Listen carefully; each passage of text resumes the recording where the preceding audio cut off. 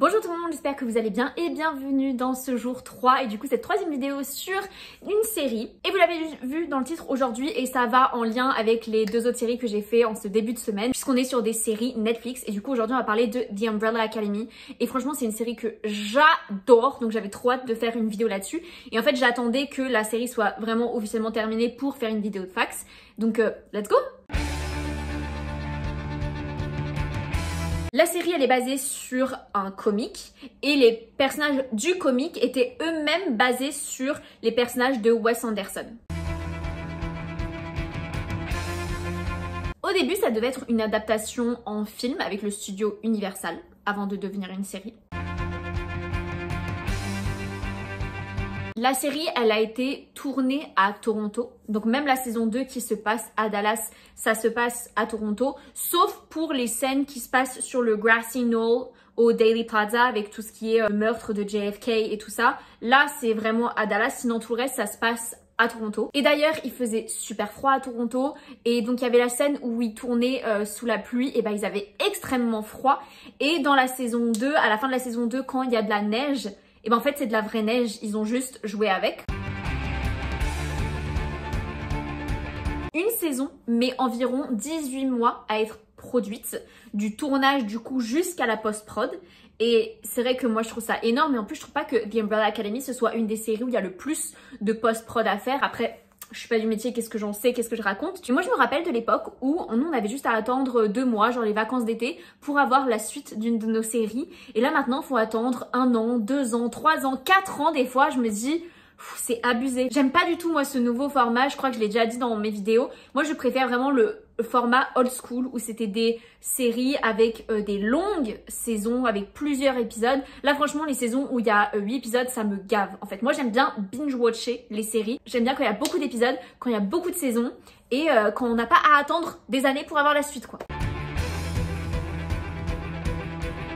Tom Hopper qui joue Luther, c'était le premier à être casté, là où en revanche Aidan Gallagher qui joue du coup Five, c'était le dernier à avoir été casté pour le rôle. Et d'un côté je trouve ça logique parce que le personnage de Five, one of my favorites, il est très complexe et c'est un des piliers de la série, donc je comprends que c'était important pour eux de trouver le bon acteur. Parce qu'il fallait à la fois un acteur jeune, mais qui ait un peu une mentalité de vieux par rapport à l'histoire et la storyline de Five dans la série.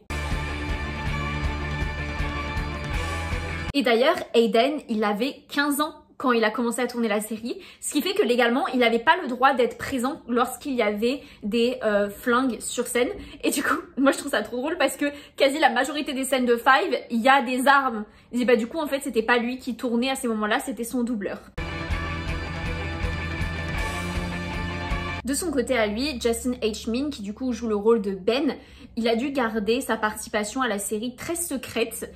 Et ce qui fait qu'en fait sur par exemple sa loge, enfin sa caravane loge, il n'y avait pas écrit le nom de Ben, il y avait écrit Jake, Jerry, Miller, même une fois Rebecca, parce que il fallait pas que ça se sache que il jouait le rôle de Ben. J'avoue, je comprends pas trop pourquoi. Et par contre, il y avait en effet beaucoup de secrets qui concernaient sa mort. Et en fait, Justin l'a expliqué que lui, il savait, il avait eu des indices sur comment il était mort. Là où du coup, toutes les autres co-stars, eux, n'en savaient rien. Et pour vraiment alimenter ce côté très secret, il savait pas qu'il allait revenir après sa mort dans la saison 2. Il s'y attendait pas. Mais du coup, bonne nouvelle, lui, il est vraiment resté aussi jusqu'au bout, quoi. Elliot Page, il a dû apprendre à jouer du violon. Je crois que c'est prononcé il maintenant. Je ne sais pas si c'est Yel. Je crois que c'est il. J'espère ne pas faire d'erreur. En tout cas, il a dû apprendre à jouer du violon pour jouer le rôle de Vanya et puis Victor par la suite. Mais vu qu'au moment de la saison 1, le personnage s'appelait encore Vanya, je vais dire Vanya. Elliot avait un prof pendant le tournage pour lui apprendre à faire du violon. Et le prof, il était très fier de lui, il était très patient. Après, il y avait quand même tout ce qui était les scènes très complexes où là, du coup, c'était une doublure. Et c'était une prodige musicale de 16 ans qui la remplaçait. Et c'était Imogen Sloss. Ils ont fait quand même pas mal de différences par rapport au comic original. En même temps, c'est une adaptation ou c'est une inspiration. Ils font pas tout à la lettre. Et en effet, il y a quelque chose qui ont changé, comme le fait que Diego, à la base, il a la capacité de respirer sous l'eau. Mais ils ont pas voulu garder ça parce qu'ils voulaient que Diego, ça reste un personnage qui soit assez réaliste et assez plutôt humain.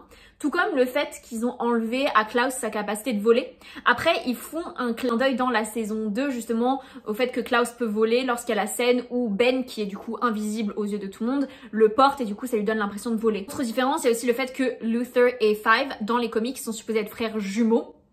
Luther et Five.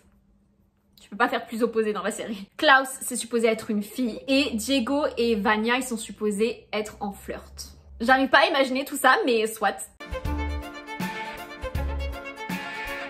Pour le coup, ce fact, je le savais depuis longtemps, mais la scène de danse entre Luther et Allison dans la saison 1, elle a été chorégraphiée par l'ancienne femme de Elliot Page, Emma Portner. Et pour la chorégraphie de Footloose dans la saison 3, à ce moment-là, c'était en pleine pandémie, du coup, ils avaient tous dû l'apprendre via Zoom. C'est pas la meilleure manière d'apprendre une chorégraphie, mais bon, quand t'as pas le choix. L'acteur Ken Hall, il a été l'acteur corporel pour Pogo dans la saison 1 et par la suite on lui ont donné le rôle de Herb. Et par contre en ce qui concerne la voix de Pogo, c'était l'acteur Adam Goldley qui le faisait, et pour bébé Pogo de la saison 2, c'était joué par un athlète de haut niveau. Donc plein de personnes différentes ont prêté leur voix, leur corps pour Pogo dans toutes ces différentes ères.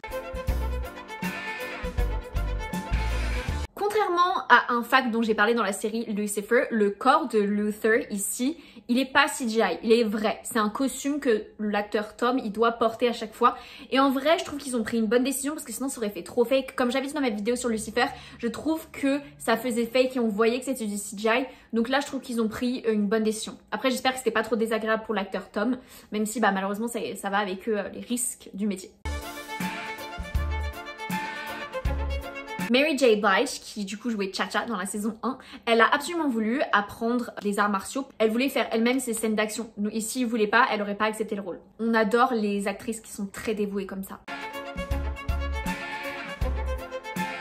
Dans la saison 2, il y a une scène où Ben possède Klaus et en fait c'était une scène qui était très difficile à tourner parce qu'il a fallu justement que les deux acteurs, c'est un peu une chorégraphie où ils devaient vraiment être au millimètre près en raccord. Il fallait vraiment qu'il y ait cet effet miroir pour que après au niveau de la post-prod ce soit plus simple. Robert Sheehan, qui du coup joue Klaus, il avait étudié les mimiques de Justin H. justement pour que le fait que Ben prend possession du corps de Klaus ce soit vraiment réaliste et qu'on voit vraiment un peu de Ben dans l'acting de Robert.